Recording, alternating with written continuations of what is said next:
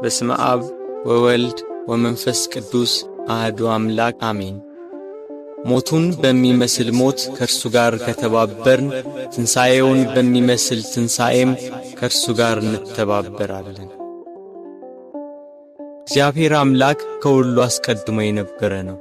ሰማያት ሳይዘረጉ የየብስም ፊት ሳይታይ ተራሮች ሳይቆሙ የአየር ርዝመት ሳይከፈት ቀላያት ጥልቅ ሳይሆኑ የወንዞች ጎርፍ ሳይፈሱ እርሱ በባህሪው የነበረ ነው። ብርሃናት ሳይበሩ ጨለማ ሳይጋረድ የመዓልት ብርሃን ሳይበራ ሌሊትም ሳይፈጠር ከዋክብት ሳይብለጨለጩ መላእክት ሳይፈጠሩ ከነባቢት ነፍስና ከመዋቲ ሥጋ አስቀድሞ ከተሰወረውና ከተገለጸው በላይና በታች ካለው ፍጥረት ሁሉ አስቀድሞ እግዚአብሔር በባህሪው የነበረ ነው። ፍጥረታቱን ግሩምና የተዋበ አድርጎ ፈጠረ። ሰማይን ያለ ባላ አቆመ፣ ምድርን በውሃ መሠረት ላይ መሠረታት። በጠራው ሰማይ ላይ ምሽቱን በሚያደምቀው ጨረቃ የሚያበሩ ከዋክብትን ሰዓቷን ሳታዛንፍ በቀን በምሥራቅ ወጥታ በምዕራብ የምትጠልቀው ፀሐይ፣ ሰባቱን ሰማያት 22ቱን ስነ ፍጥረት በጥበብ የፈጠረ ጌታ ከዚህ ጥበቡ ይልቅ ሰው ሆኖ ሞቶ ዓለምን ያዳነበት ጥበቡ እጅግ ይልቃል ይላሉ አባቶች። ለምን? የማይሞት ሞቷልና፣ ሞትን ድል ይነሳ ዘንድ ሞቷልና። ስለዚህ የማይሞት የእርሱን ሞቱን እናገራለን። ተሰቅሎ ድኅነትን ሰጠን፣ በሞቱም ሙታንን ሁሉ አዳነ።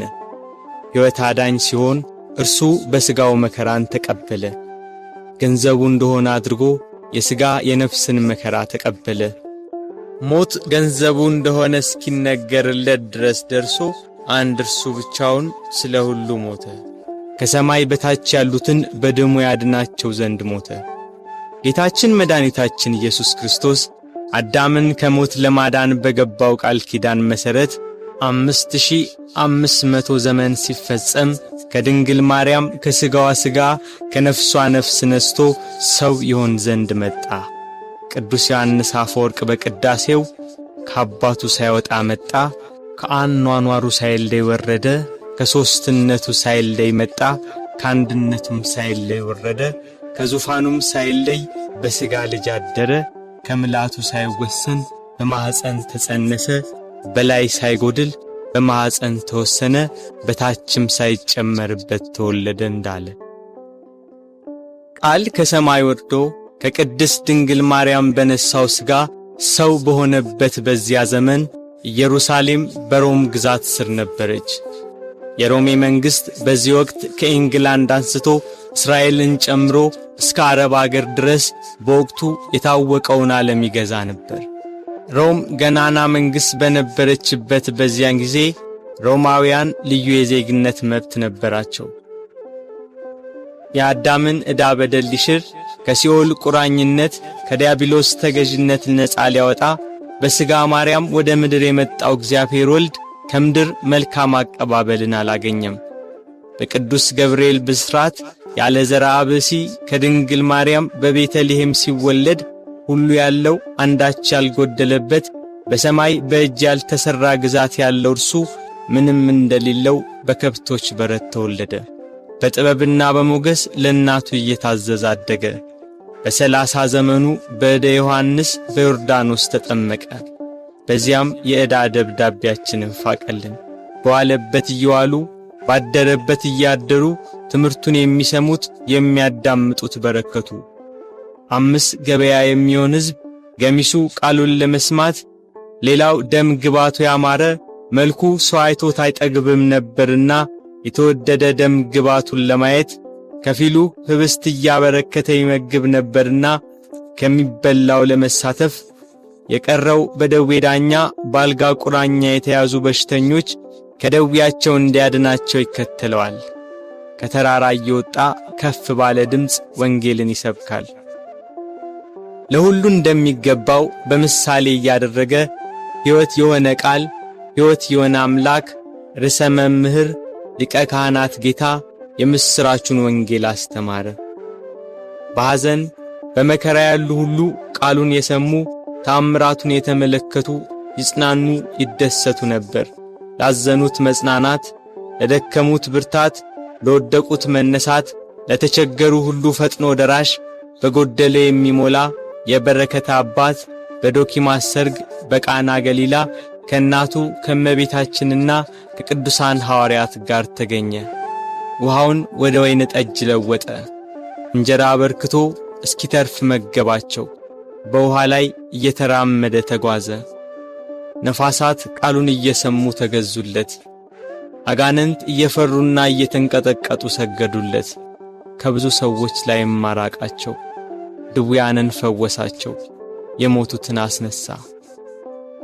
በሞቱ ሕይወትን ለሚሰጣት ጌታ ምድር ሞት ደገሰችለት። የተራቡትን ስላበላ የሕይወት ወንጌልን ሰብኮ በአዲስ ጎዳና መንገድን ስላቀናልን በጎ በማድረጉ ተሰቅሎ ይሞት ዘንድ ፈረደችበት። የካህናት አለቆችና ጸሐፍት ፈሪሳውያን ከጲላጦስ ጋር እንዴት እንደሚያጋጩት ያስባሉ። ሕዝቡ ሁሉ ክርስቶስን መከተሉ፣ በዋለበት መዋሉ፣ ባደረበት ማደሩ እነሱን ትቶ ክርስቶስን መከተሉ አበሳጭቷቸዋል። ፋሲካ የሚባለው የቂጣ በዓል ቀረበ። ጸሐፍትና ሊቀ ካህናት እንዴት እንደሚያስይዙት ሲያስቡ ሰይጣን ጌታን ከተከተሉ ከ12ቱ ሐዋርያት አንዱ በሆነው በይሁዳ ገባበት። ጌታን ለካህናት አለቆች እንዴት አሳልፎ እንደሚሰጣቸው ተዋዋለ። 30 ብር መዘኑለት። ስሞ ይሰጣቸዋል፣ 30 ብሩን ይሰጡታል። የዓለም ሁሉ መድኃኒት በ30 ብር ተሸጠ። እንዳስለመደው ወደ ደብረ ዘይት ሄዶ በጌቴሴማኒ በአትክልት ስፍራ ሳለ ከ12ቱ አንዱ ያስቆሮቱ ሰው ይሁዳ የተባለው ሐዋርያ የሚመራቸው ሰይፍና ጎመድ ያዙ የካህናት አለቆችና ጸሐፍት፣ ሌሎች ብዙ ሰዎች ወደ እነርሱ ገሰገሱ። የምስመው እርሱ ነው፣ ያዙት፣ ተጠንቅቃችሁ ውሰዱት ብሏቸው ነበርና ወደ ጌታ ቀርቦ ሳመው። መምህር ቸር ውለሃል ብሎ አቀፈው። አይሁድ ተረባርበው ያዙት። ይሄ ለአይሁድ ከይሁዳ የተሰጠ ምልክት ነበር። ቅዱስ ዮሐንስ አፈወርቅ በቅዳሴው ድርሰቱ ሁሉን የያዘውን ያዙት፣ ሁሉን የሚገዛውን አሰሩት፣ የሕያው የአምላክን ልጅ አሰሩት፣ በቁጣ ጎተቱት፣ በፍቅር ተከተላቸው እንዳለ ከሐዋርያት ለይተው ያዙት። ያቺ ምሽት የመከራው ጅማሬ ሆነች።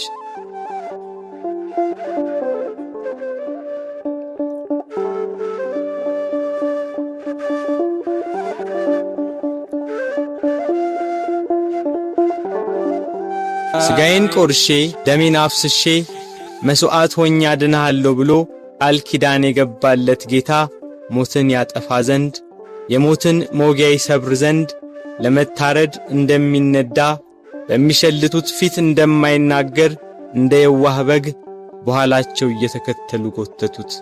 እየገፉና እያዳፉ ወደ ጲላጦስ ወሰዱት። ሐዋርያት በጌታ መያዝ ተበታትነዋል።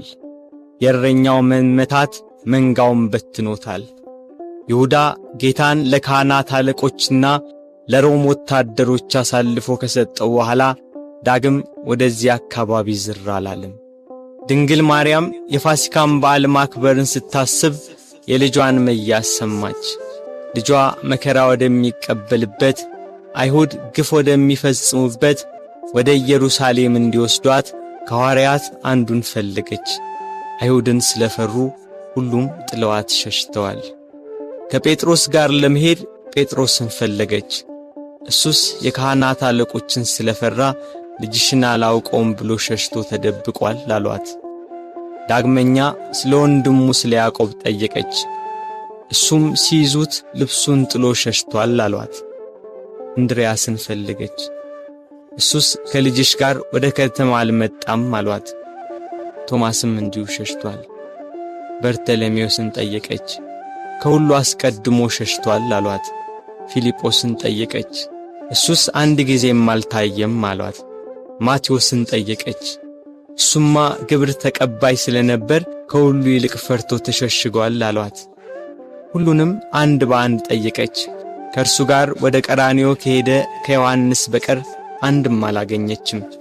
እያለቀሰችና እያነባች ወደ ቀራንዮ ገሰገሰች።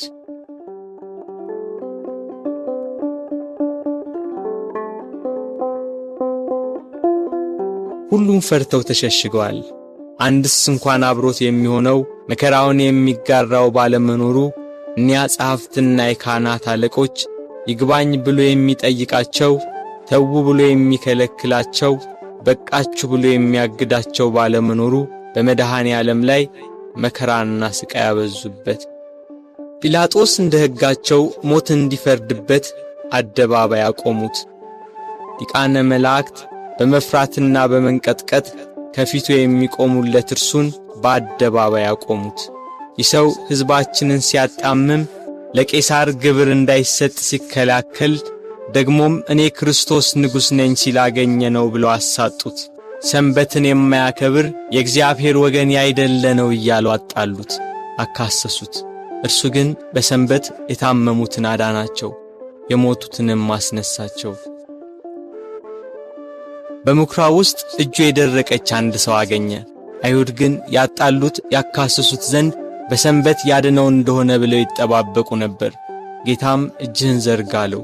እጁን ዘረጋ፣ ድና እንደ ሁለተኛይቱ ሆነችለት። አይሁድ ግን ሰንበትን ሻር ያሉት። ከወደፊቱ ሆዱ ያበጠ አንድ ሰው ነበር።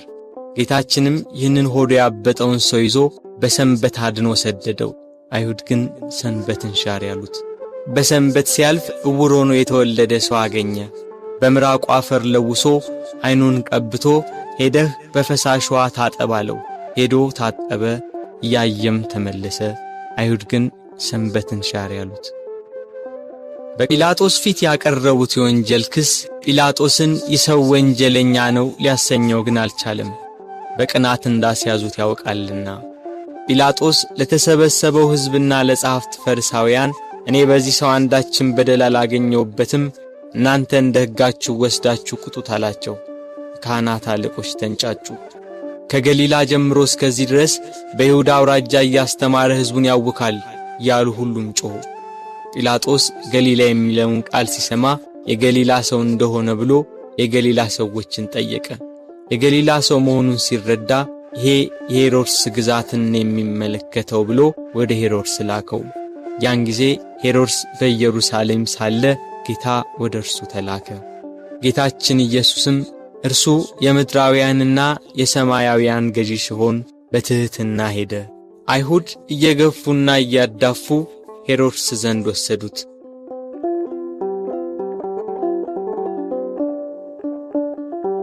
ሄሮድስ ክርስቶስን ባየው ጊዜ የተወደደ ደም ግባቱን መልኩንና ብሩህ የሆነ ፊቱን ከማየቱ የተነሣ እጅግ ደስ አለው።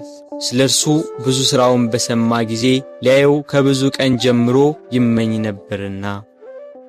ሄሮድስ ከመጓጓቱ የተነሣ ደግሞ ደጋግሞ ጠየቀው፣ መረመረው። እርሱ ግን ቃል አልመለሰም። ጸሐፍት ፈሪሳውያንና የካህናት አለቆች ዝም ስላለ ቁመው ያጣሉት የሐሰት ክሳቸውን ይደረድሩ ጀመር። ሄሮድስም ለእኒያ ርኅራኄ ለሌላቸው ወታደሮች በያዙት ጅራፍ እንዲገርፉት ትእዛዝ አስተላለፈ። በእርሱ ግርፋት የአዳምን ግርፋት ሊያስወግድ በሄሮድስ ትእዛዝ ብዙ ተገረፈ። ሥጋው እየተቆራረጠ ደሙ እንደ ውሃ ወደ ምድር ፈሰሰ። ኢየሩሳሌምን የሚገዛት ሄሮድስም ጌታ ኢየሱስን አቃለለው። ይህ ሰው ሞት ይገባዋል ብሎ መልሶ ወደ ጲላጦስ ላከው። በዚያች በመከራው ቀን የፍቅር የይቅርታ ቀን ኀጢአት የሚያስተሰርይባት ቀን የሕይወትና የድነት ቀን ናትና ከቀድሞ ጀምሮ ጸብና ክርክር የነበራቸው ጲላጦስና ሄሮድስ ያን ጊዜ ተፋቀሩ። ጌታ ወደ ጲላጦስ ተመለሰ።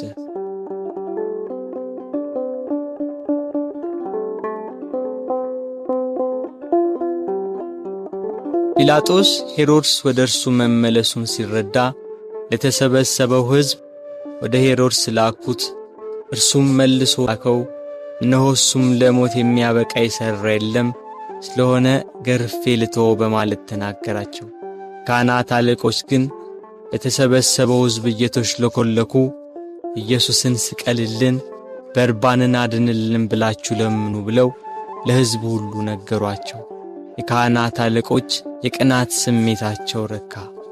ሕዝቡ በሙሉ ይህንን ሰው በሞት አስወግደው በርባንን ፍታልን ብለው ጮኸው ተናገሩ። ጲላጦስም መልሶ መላልሶ ክፋት ስላላገኘበት ያድነው ዘንድ ወይንም ገርፎ ይለቀው ዘንድ ጠየቃቸው። ሕዝቡ ግን በታላቅ ቃል እየጮኹ ስቀለው፣ ስቀለው፣ በሞት አስወግደው፣ በርባንን ፍታልን፣ እርሱን ግን ስቀለው አሉ።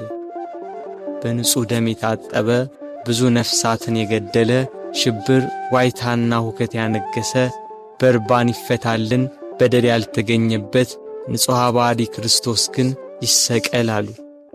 የሰማነውን ነገር ማን አምኗል? የእግዚአብሔርስ ክንድ ለማን ተገልጿል? እንዳለ ነቢይ ይሰቀል የሚለው የካህናት አለቆችና የሕዝቡ ቃል በረታ። ሕዝቡና ጲላጦስ እንዲህ ሲነጋገሩ የጲላጦስ ሚስት በዚህ ንጹሕ ሰው ደም ኃላፊ እንዳትሆን ወቅ የሚል መልእክት ካየችው ሕልም ጋር አብራ ላከችለት። ጲላጦስ ግራ ገባው። በአንድ በኩል እልፍ አእላፋት የሚሆኑ የሮማ ነዋሪዎችና የካህናት አለቆች የአይሁዳውያን ጩኸት፣ በሌላ በኩል የሚስቱ የማስጠንቀቂያ መልእክትና ያየችው ሕልም ግራ አጋባው። ጸብና ክርክር እየበዛ እንጂ ምንም የሚጠቅም ነገር እንደሌለ አይቶ ውሃ አምጡልኝ ብሎ በሕዝቡ ፊት እጁን ታጠበ። እኔ ከዚህ ከንጹሕ ሰው ደም ንጹሕ ነኝ፣ እናንተ ወቁ ሲል፣ ሕዝቡም የዚህ ሰው ደም በእኛና በልጆቻችን ይሁንብን አሉ። አይሁድ ግን ጌታችን ኢየሱስን እየሰደቡ አንድ ጊዜ ወደ ምሰሶ ገፍተው ጣሉት። የስድቡ ውርጅብኝ ግን በዕለት ዓርብ ብቻ አልነበረም፣ 3 ዓመት ሙሉ ሰደቡት እንጂ።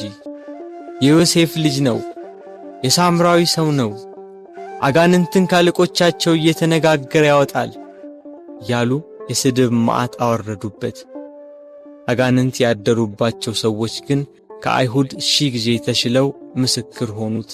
ጋኔን እንደሌለበት ከቤልዜቡልም ጋር መስማማት እንዳያውቅ የልዑል የእግዚአብሔር የባሕሪ ልጅ ሲሉ መሰከሩ።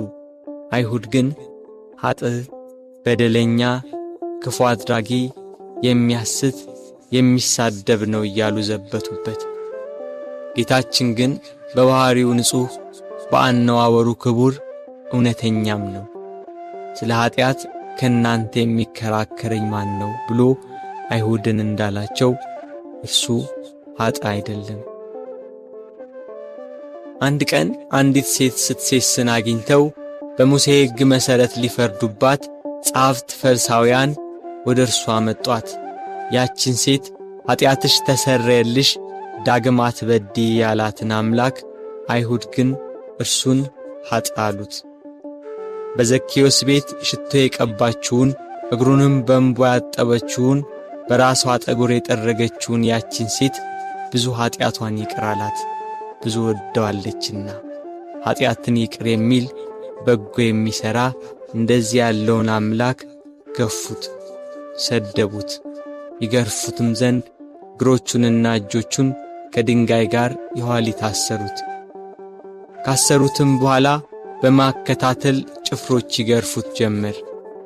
የሚሞት እንዳይገረፍ የማይሞት እንዲገረፍ እያወቁ በግፍ ገርፈው በግፍ ገደሉት። የተገረፈባቸው አለንጋና ገመድ በደም ታለሉ። ከግርፋቱም ጽናት የተነሣ ሥጋው ሁሉ አለቀ።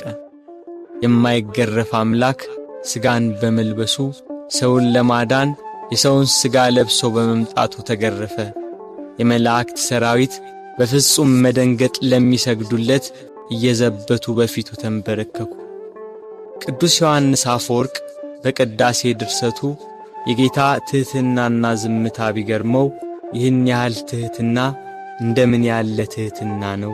ይህን ያህል ትዕግሥት እንደምን ያለ ትዕግሥት ነው! ይህን ያህል ዝምታ እንደምን ያለ ዝምታ ነው! ይህን ያህል ቸርነት እንደምን ያለ ቸርነት ነው! ይህን ያህል ሰውን ማፍቀር እንደምን ያለ ፍቅር ነው! ክርስቶስ በመገረፉ ሰውን ሁሉ ከተገረፈበት ኀጢአትና ፍዳ ዳነ። ስለ ልጆቹና ስለ አዳም መገረፍና መታሰርን ከፈለ።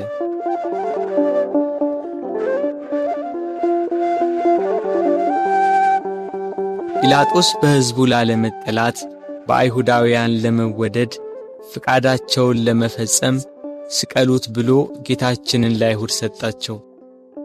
አይሁድና ጭፍሮቻቸው ጌታን ወደ ፍርድ አደባባይ ወስደው አንድ ወጥ የሆነችውን ልብስ ገፈፉና ቀይ ግምጃ ለበሱት።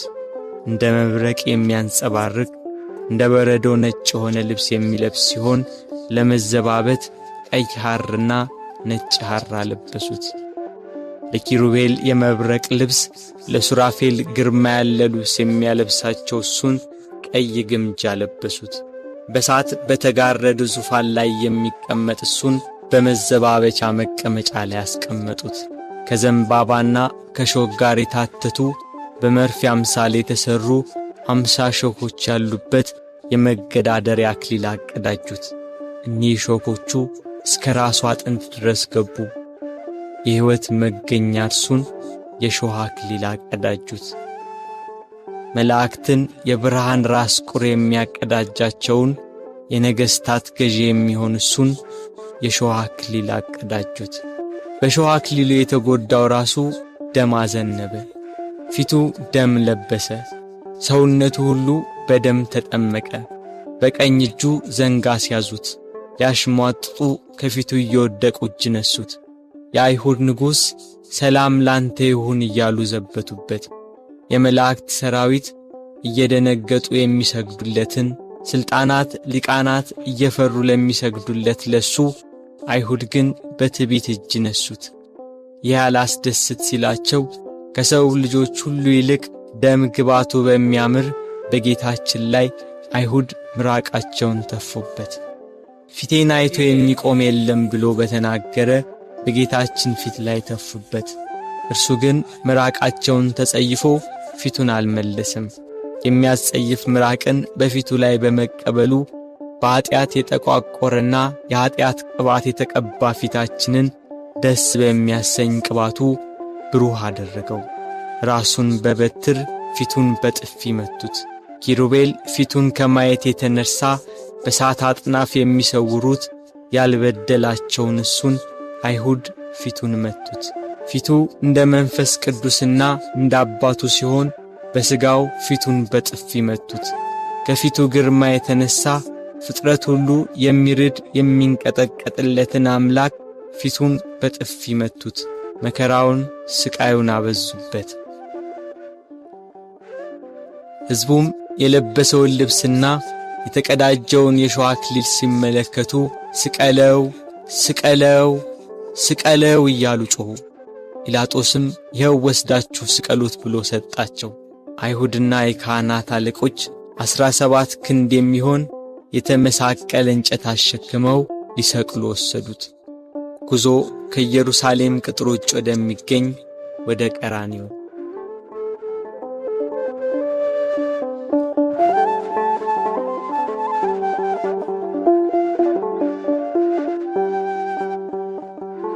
አብሮት ያለው የሕዝብ ብዛት እንዲህ በቀላል የሚገመት አይደለም። የጦር መሳሪያ ይዘው የተከተሉትም ጭፍሮች 580 ናቸው። ከእነርሱም ጋር የተባበሩ ሌሎች ብዙ ሰዎች ነበሩ። መከራውን ስቃዩን የተመለከቱ የኢየሩሳሌም ሴቶች ደረት እየደቁ መሬት እየወደቁ ያለቅሱለት ነበር። እርሱ ግን እናንተ የኢየሩሳሌም ሴቶች ለእኔ አታልቅሱ፣ ለራሳችሁና ለልጆቻችሁ አልቅሱ።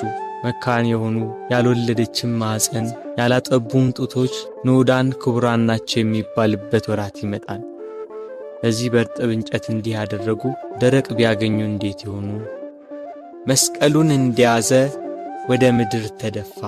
ሌሎች ወንበዴዎችን ይዘዋቸው መጡ። አከበርንህ ብለውታልና ቀኛዝማች ግራዝማች ሾምንልህ ሲሉ በወንበዴዎች መካከል ሊሰቅሉት። መስቀሉን እንደተሸከመ በጎዳና ላይ ወደቀ።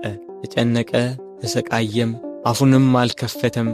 ለመታረድ እንደሚነዳ ጠቦት ወደ ቀራንዮ ተነዳ።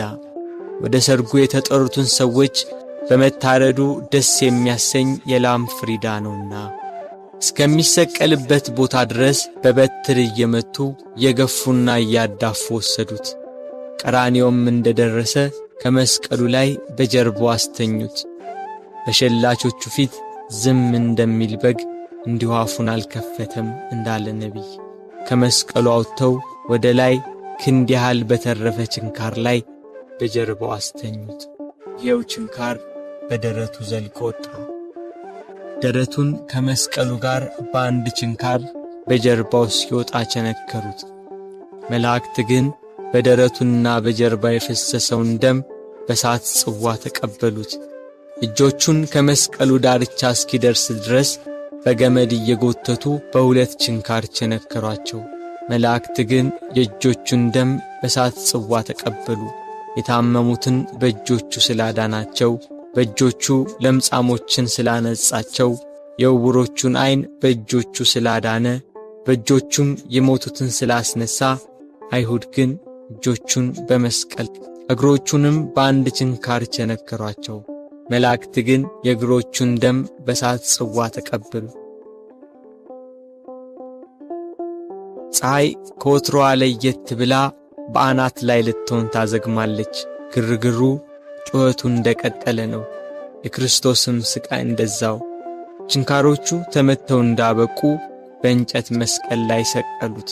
ፊቱን ወደ ምስራቅ፣ ቀኝ እጁን ወደ ደቡብ፣ ግራ እጁን ወደ ሰሜን አድርገው ሰቀሉት።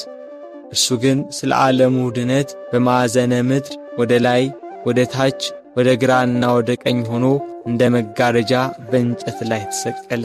እኛን ከጻድቃን ጋር አንድ ያደርገን ዘንድ እርሱ ከበደለኞች ጋር ተቆጠረ። ጲላጦስም በደሉን የሚናገር ጽሑፍ ጽፎ ከራሱ በላይ አኖረ። ጽሕፈቱም ይሄ የናዝሬቱ ሰው ኢየሱስ የአይሁድ ንጉሥ ነው የሚል ነው። በጎዳና የሚተላለፉ ሰዎች ራሳቸውን እየነቀነቁ ጌታችን ኢየሱስን ሰደቡት። ጸሐፍትና የካህናት አለቆችም ይዘብቱበት ጀመር። ሌላውን ያድናል፣ እስቲ ራሱን ያድን። እርሱ ግን በካህሊነቱ በሥልጣኑም እነሱ እንደተገዳደሩበት ከመስቀሉ ይወርድ ዘንድ በቻለ ነበር። ግና አዳም ተስፋውን ይጠብቃልና ቃሉ እንዳይታበል ከመስቀሉ አልወረደም። የጌታችን የኢየሱስ ክርስቶስ እናት እመቤታችን ቅድስት ድንግል ማርያም ከእህቷ ከቀሎጵያ ልጅ ከማርያምና ከመግደላዊት ማርያም ጋር ከመስቀሉ አጠገብ ቆማ ሆድን በሚያቃጥል አንጀትን በሚቆራርጥ በጽኑ ሐዘን ታለቅስ ታነባ ነበር።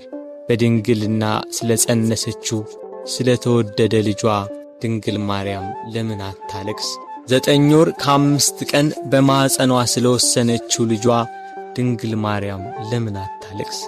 የድንግልና ጡት ወተት ስላጠባችው ልጇ ድንግል ማርያም ለምን አታለቅስ? በስደት ከሀገር ሀገር ተጉዛ በግብፅ በረሃ ስለ ተንከራተተችበት ልጇ ድንግል ማርያም ለምን አታለቅስ? ራሔል ስለ ልጆቿ የምታለቅስ ከሆነች ድንግል ማርያም ለልጇ ለምን አታለቅስ?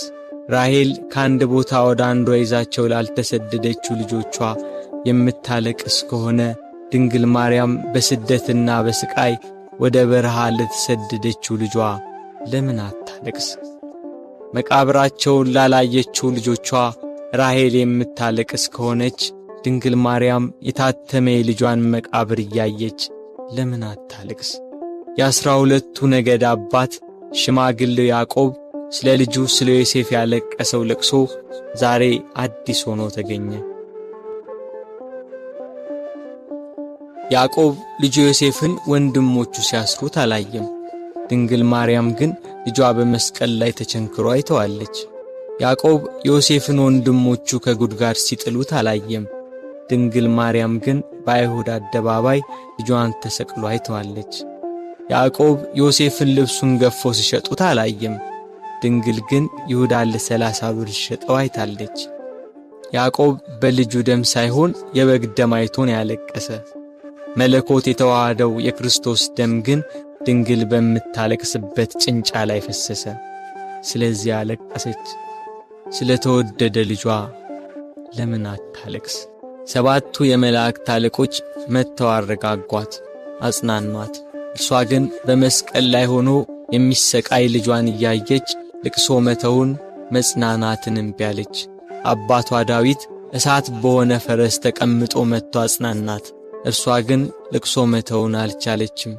ከወለደችው ጀምሮ ልጄ እያለች በስጋት የኖረች እናት ያሁኑ የልጇ ነገር ግን የመረረ ሆነባት። ልጇን ፊት ለፊት በመስቀል ላይ ያየች እንዴት ብላ ትታገስ? ምንስ ብላ ትጽናና? አለመጽናናቷን ያየ ልጇ ወዳጇ እነኋት እናቴን ብሎ የወደው ለነበረው ደቀ መዝሙር ለዮሐንስ አስረከባት። የደሙን መፍሰስ የጎኑን መወጋት የልጇን ሞት ባየች ጊዜ ከሐዘን ብዛት እንዳትሞት ለሚወደው ደቀ መዝሙር ለዮሐንስም ከሐዘን የምታረጋጋ የመዳን ተስፋ የሆነች እናት በመስቀሉ ስር በመገኘቱ እነኋት እናትህ ብሎ የእርሱን እናት ሰጠው። በቀራንዮ ለሚገኙ ሕማምና ሞቱን ለሚዘክሩ ሁላ በዮሐንስ አማካኝነት እናት ተሰጠች። ቤት ከገባችም በኋላ መጽናናትና ልቅሶ መተውን አልቻለችም። እስከ 3 ቀን ድረስም እህል ውሃ አልቀመሰችም። ፀሐይ አናት ላይ ስትደርስ ብርሃኗን ከለከለች። በቀትር ፀሐይ በሚጠነክርበት ሰዓት ኢየሩሳሌምን ጨለማ ወረሳት። ጨረቃም አምላክን በመስቀል ላይ በማየቷ ደም ለበሰች፣ ከዋክብት ረገፉ። ክርስቶስ በመስቀል ሳለ ትንቢቱ ሁሉ እንደተፈጸመ ባየ ጊዜ ተፈጸመ አለ። ነፍሱን ከሥጋው ለየ። አምላክ በሥጋው ሞተ። በነፍሱ የሞተውን አዳምን ለማዳን ክርስቶስ በሥጋው ሞተ። አይሁድ 3 ዓመት ከ3 ወር የሕይወት እንጀራ ሲመግባቸው ቃሉን እንደ ውሃ ሲያፈስላቸው የኖረውን አምላካቸውን በመስቀላቸው ገና ከቀራንዮ ሲወርዱ ነበር ጸሐፍት ፈሪሳውያን ጋር ደስታ የጀመሩት። እያንዳንዳቸው ስላደረጉት ጀብደኝነት፣ በክርስቶስ ላይ ስለፈጸሙት በደል ያወጋሉ። ቀኑ እየመሸ ሄዷል። በ9 ሰዓት ቅድስት ነፍሱን ከቅድስ ሥጋው በለየ ጊዜ መልሳ ብቅ ያለችው ደብዛዛዋ ፀሐይ አሁንም ቂሟን የረሳች አትመስልም። ወደ ምዕራብ ተጠግታለች። ዮሴፍና ኒቆዲሞስም ወደ ጲላጦስ ገብተው የክርስቶስን ሥጋ አውርደው ይቀብሩት ዘንድ ለመኑት። ጲላጦስም ፈቀደላቸው። እነርሱም ከመስቀሉ አወረዱት። ስለኛ በሞት ዓይኖቹ እንደተሸፈኑ፣ ስለኛም ጆሮቹ በሞት እንደተዘጉ፣ ስለኛም በሞት አንደበቱ ዝም እንዳለ፣ ስለኛም እጆቹና እግሮቹ እንደታሰሩ ባዩ ጊዜ ሞትን ድል የምትነሣ ጌታ ሆይ ተኛህን? ሞትስ በአንተ ላይ እንደምን ሰለጠነ እያሉ አለቀሱ። በሰው ሥርዓት ሊገንዙት ሲሉ ዓይኖቹ ተከፈቱ። ዮሴፍና ኒቆዲሞስንም ተናገራቸው። እንደ ምድራዊ ሰው ዝም ብላችሁ ልትገንዙኝ ነው? በሉ እንዲህ ብላችሁ ገንዙኝ አላቸው። እንዳላቸው እንዲህ እያሉ ገነዙት።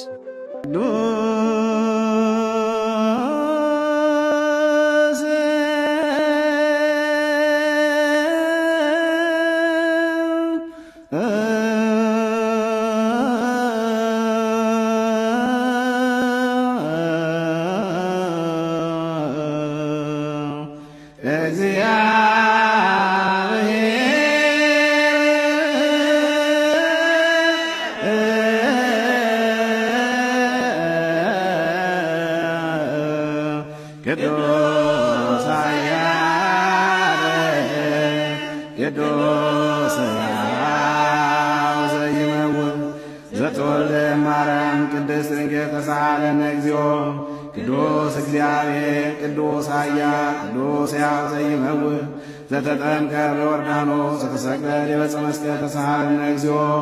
ቅዱስ እግዚአብሔር ቅዱስ ኃያል ቅዱስ ሕያው ዘይመውት ዘተንሥአ እሙታን አመሳልስት ዕለት ዐርገ በስብሐት ወሰማያት ወነበረ በየማነ አቡሁ ዳግመ ይመጽእ በስብሐት ይኰንን ሕያዋነ ሙታነ ተሳሃለነ እግዚኦ።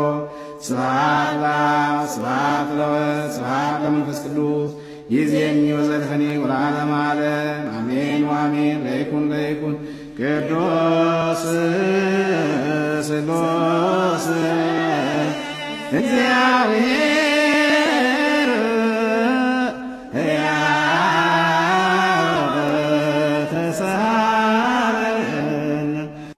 እያሉ ገንዘው ዮሴፍ ለራሱ ባሰራው በአዲስ መቃብር ቀበሩት።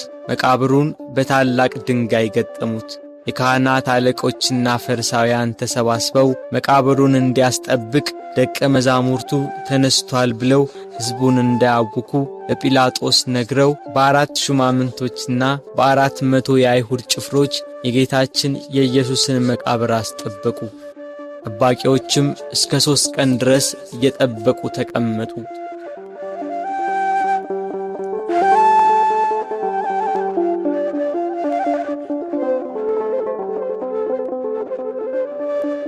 ምስጋና ይሁን ለአብ ለወልድ ለመንፈስ ቅዱስ ዛሬም ዘወትርም ለዘለዓለሙ አሜን።